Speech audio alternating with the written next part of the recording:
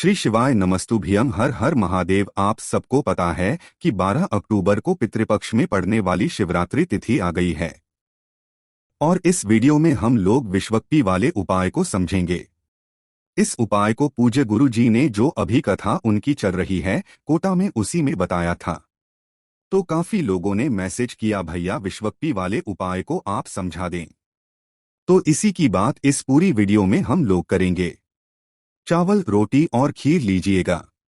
विश्वक्ति का उपाय करना है और आपके घर से जो पितृदोष होगा वो तो दूर होगा ही होगा, साथ माता लक्ष्मी का वास आपके घर में हमेशा बना रहेगा। तो वीडियो को बिल्कुल स्किप मत करना, छोड़ना मत, पूरा एंड तक जरूर देखना, ठीक है। चलो समझते हैं कि कैसे करना है। स्क्रीन पर आपको दिख रहा होगा कुछ चीजें। ये क्या है? ये है जौ। आपको भी बहुत ज्यादा नहीं लेना है जौ, बस एक चुटकी हमें जौ की जरूरत होगी। जौ ले लिया। साथ ही साथ हमें लेना होगा, मीठे में गुड़ है ना? अगर गुड़ हो तो गुड़ ले लो, गुड़ नहीं है तो चीनी शक्कर हो तो वो भी ले सकते हो, ठीक है। गुड़ लेना और गुड़ को छोटा टुकड़ा, थोड़ा सा बड़े टुकड़े को गुड़ को लेना है। साथ ही साथ यहाँ पर आपको चावल दिख रहा है, लेकिन हमें चावल नहीं लेना है। हमको लेना होगा चावल से बनी हुई कोई भी मीठी चीज। फिर से बोल रहा हूँ, चावल से बनी हुई कोई भी मीठी चीज। जैसे आप चाहे तो खीर बना सकते हैं। खीर नहीं बना सकते? आपको लगता नहीं भैया बहुत मेहनत लगती है, तो जो आपको इजी लगे चावल से ही, लेकिन बनाना है कुछ भी मीठा जरूर बनाना है, ठीक है। इन 3 चीजों का इस्तेमाल करना। अब जो बात बताऊंगा मेरी बात यही से ध्यान से सुनना। आपको यहाँ पे एक रोटी दिख रही है।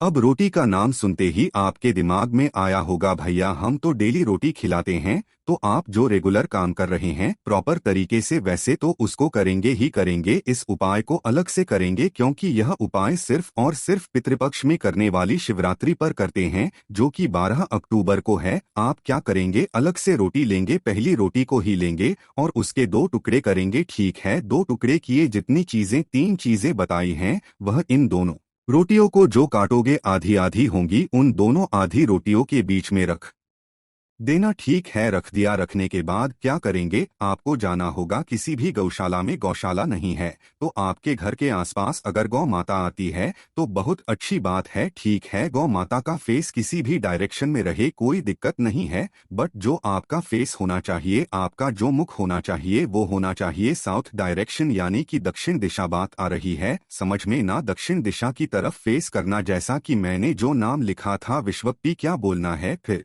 से बोल रहा हूँ, विश्वक्ति का नाम लेकर के आपको वो रोटी गौ माता को खिला देना होगा। इससे क्या होगा, पितृ दोष आपको कभी भी नहीं लगेगा। दूसरा क्या होगा, माता लक्ष्मी का, खासकर ये उपाय धन संपदा के लिए है। माता लक्ष्मी का मास आप सभी के घर में हमेशा बना रहेगा और आपकी कर्ज की समस्या भी दूर हो जाएगी। तो आप सभी लोगों को ये विश्वकपि का उपाय इस बार जो शिवरात्रि पड़ रही है पितृपक्ष की 12 अक्टूबर उस दिन करना है।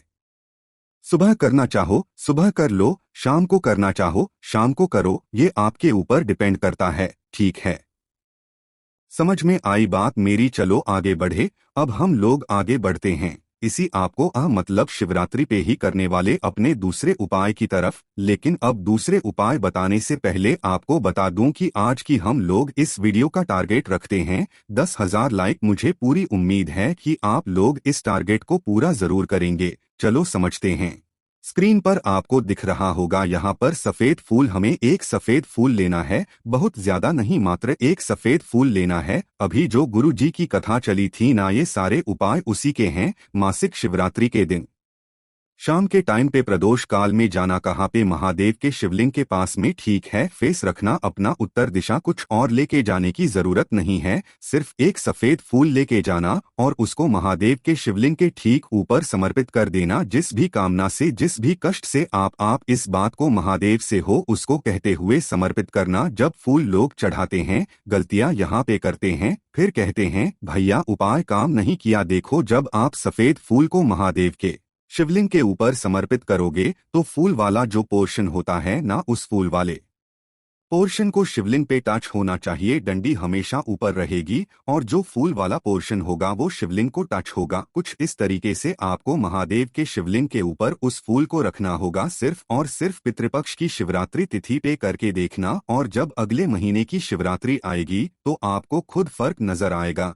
कि आपकी प्रॉब्लम पहले कैसे थी और बाद में कैसी हो गई है। प्रैक्टिकल करिएगा, जैसा गुरुजी ने कथा में बोला, कोटा में या प्रैक्टिकल करके देखिएगा, आपको फर्क खुद नजर आएगा। ठीक है, लेकिन प्रैक्टिकल करने से पहले एक चीज का ध्यान रखना कि आपको यह उपाय बिल्कुल विश्वास के साथ, श्रद्धा के साथ करनी है। ऐसा नहीं कि बस कर दिया तो कर दिया, नहीं, ऐसे बिल्कुल भी नहीं। ठीक है, समझ में आ रही है बात। चलो, 2 तो हो गए। अब इसी पितृपक्ष में जो शिवरात्रि पड़ रही है उस पर करने वाले हम लोग तीसरे उपाय की बात कर लेते हैं। लेकिन अब एक छोटा सा काम करना होगा, और वो काम है कि वीडियो को कर दीजिए लाइक। जितने भी भाई बहन मेरी इस आवाज को पहली बार सुन रहे हैं, अचानक से चैनल पे आ गए हैं, तो चैनल को सब्सक्राइब करिएगा। ठीक है, चलो समझते हैं। अब आपको बता दूं कि इस उपाय को अगर आप करते हैं तो आपको बेनिफिट क्या होगा। एक बेनिफिट बहुत बड़ा है, वो है पितृदोष हमेशा के लिए दूर हो जाएगा। फिर आपको कोई भी पूजा पाठ पितृदोष को कराने की जरूरत नहीं पड़ेगी। ठीक है, आपको लेना